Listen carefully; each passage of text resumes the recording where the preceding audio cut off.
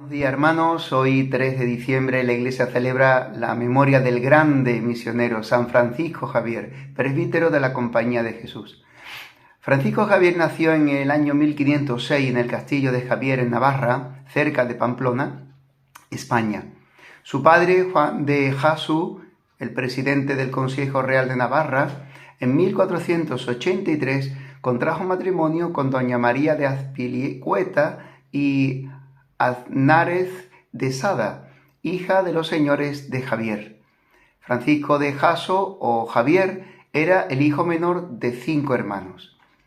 Tras la muerte de su padre en 1515, mismo año del nacimiento de Santa Teresa de Jesús, y la demolición de las torres y murallas del castillo de Javier por orden del cardenal Cisneros en 1516, como consecuencia del apoyo prestado por sus hermanos Juan y Miguel a la sublevación en favor del rey navarro destronado, Francisco Javier se orientó hacia la carrera eclesiástica y el cultivo de las humanidades, que estudió en Leyre y en Pamplona.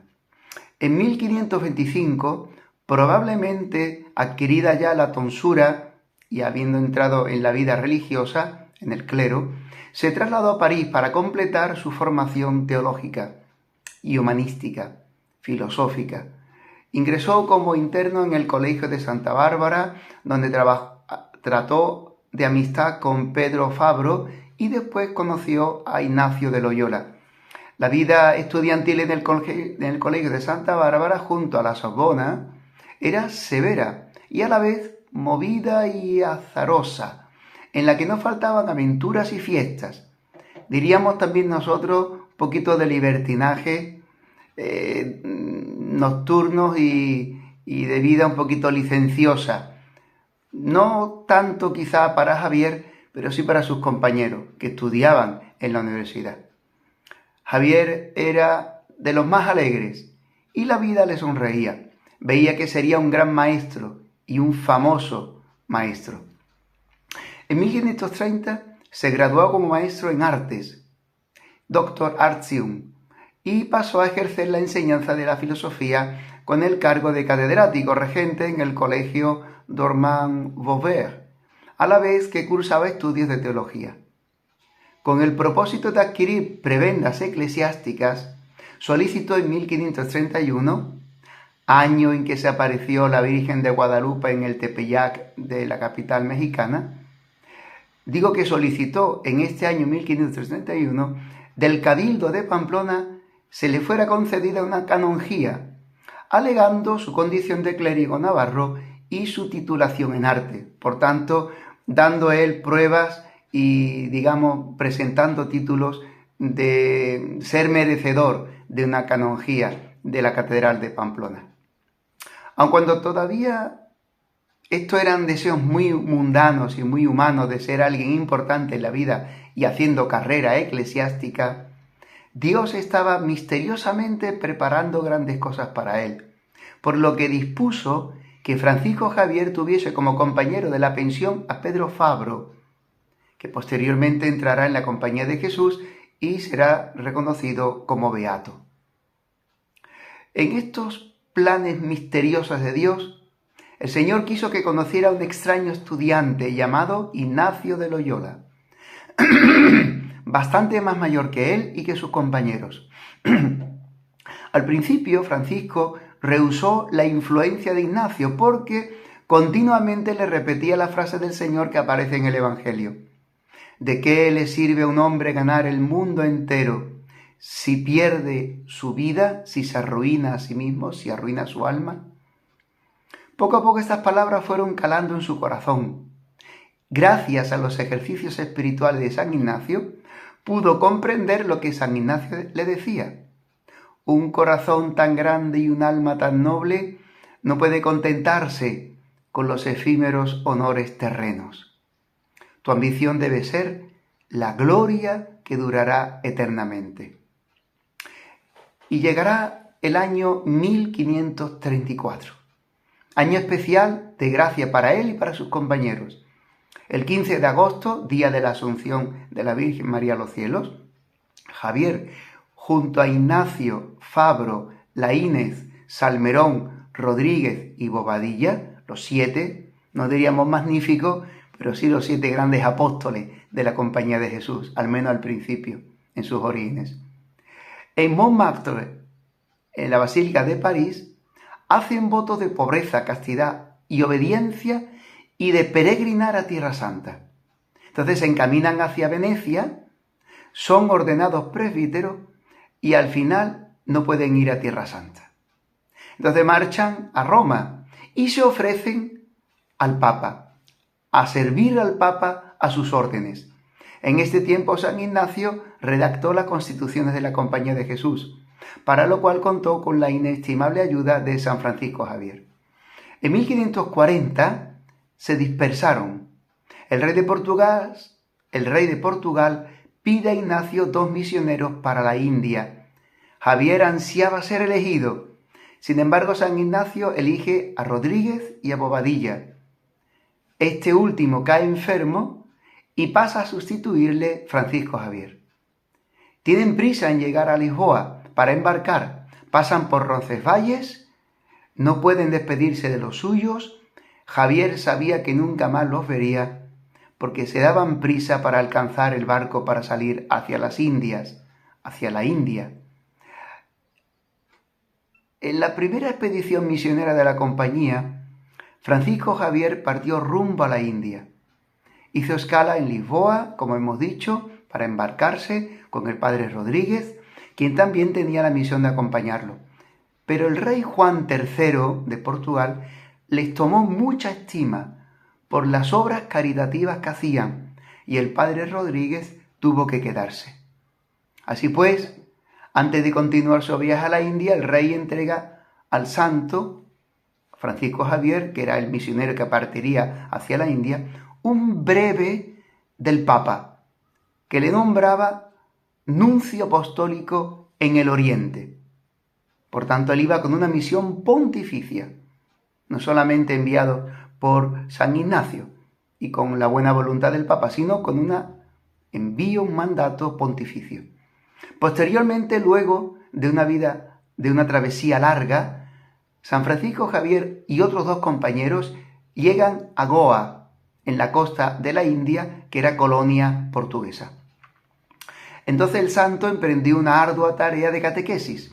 Atendía a los enfermos, celebraba la misa con los leprosos, enseñaba a los esclavos y hasta adaptaba las verdades del cristianismo a la propia lengua nativa, a través de cantos, a través de la música popular. Poco después sus canciones se cantaban por las calles, por las casas, por los campos, por los talleres.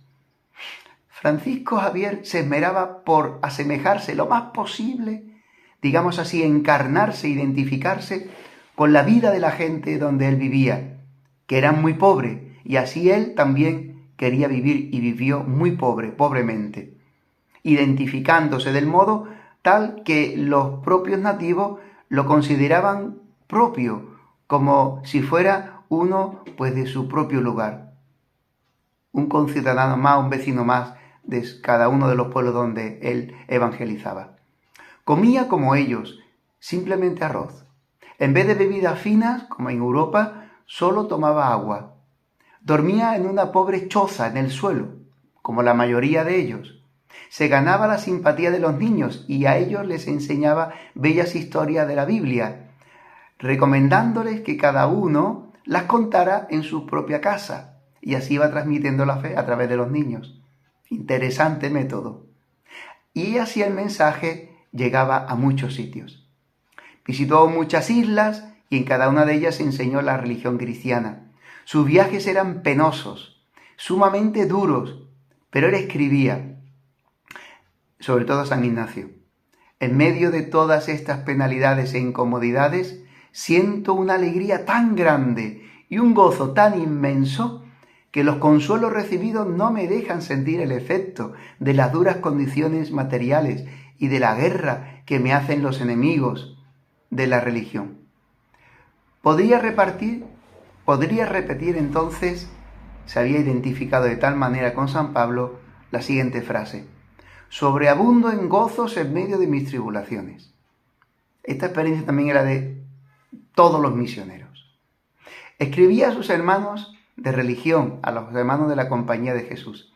Es tanta la multitud de los que se convierten a la fe de Cristo en esta tierra donde ando, que muchas veces me acaece tener cansados los brazos de bautizar, miles y miles y miles, y no poder hablar, gastada la garganta, diríamos, y la boca, de tantas veces decir el Padre Nuestro y los mandamientos en la lengua nativa, y las otras oraciones con una amonestación que sé en su propia lengua, en la cual les declaro qué quiere decir ser cristiano, y qué cosa es el paraíso, qué cosa es el infierno, diciéndoles cuáles son los que van a una parte y a la otra.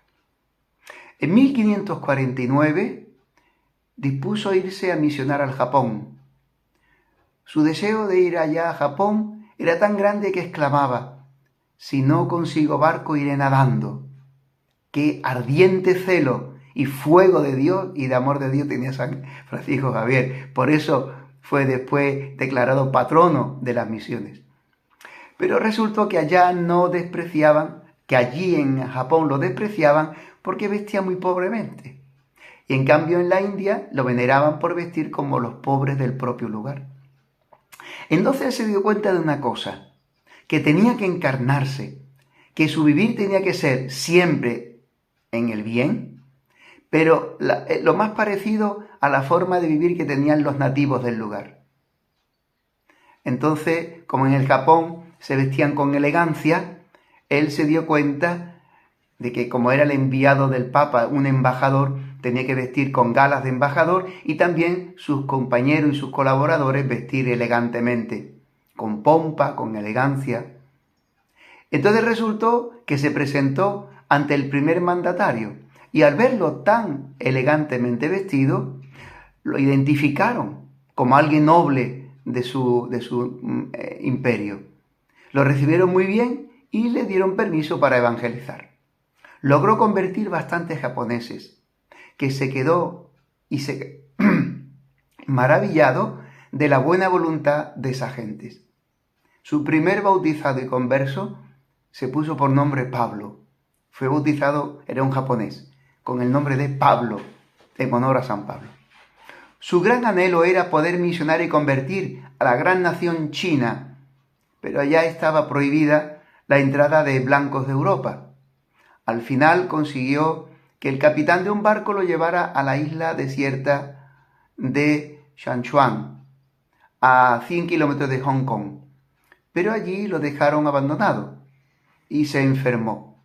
Y consumido por la fiebre, en un ranchito maltrecho, que el viento entraba por todas partes, allí ya moribundo, entregó su alma al Padre el día 3 de diciembre de 1552.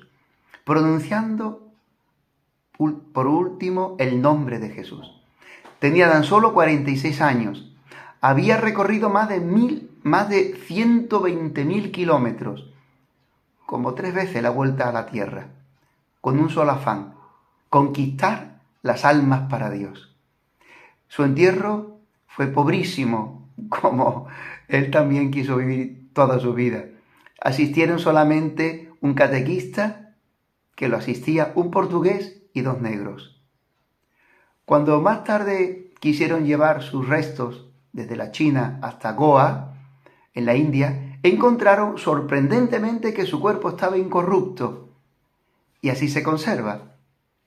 Francisco Javier fue declarado santo por el sumo pontífice en 1622, junto con Santa Teresa de Jesús, San Ignacio de Loyola, San Felipe Neri y San Isidro Labrador. Son pocos los hombres que tienen el corazón tan grande como para responder a la llamada de Jesucristo e ir a evangelizar hasta los confines de la tierra. San Francisco Javier es uno de esos grandes de Dios. Con razón ha sido llamado el gigante de la historia de las misiones. Y el Papa San Pío X lo nombró patrono oficial de las misiones extranjeras y de todas las obras relacionadas con la propagación de la fe, como habíamos dicho antes. En el día de su fiesta, junto a toda la Iglesia, le pedimos al Señor con la oración colecta de la misa: Señor, Tú has querido que varias naciones llegaran al conocimiento de la verdadera religión por medio de la predicación de San Francisco Javier. Haz que los fieles se apasionen con su mismo celo por la fe y que la Santa Iglesia se alegre de ver crecer por todas partes el número de sus hijos. Amén. San Francisco Javier ruega por nosotros. Buen día, hermanos.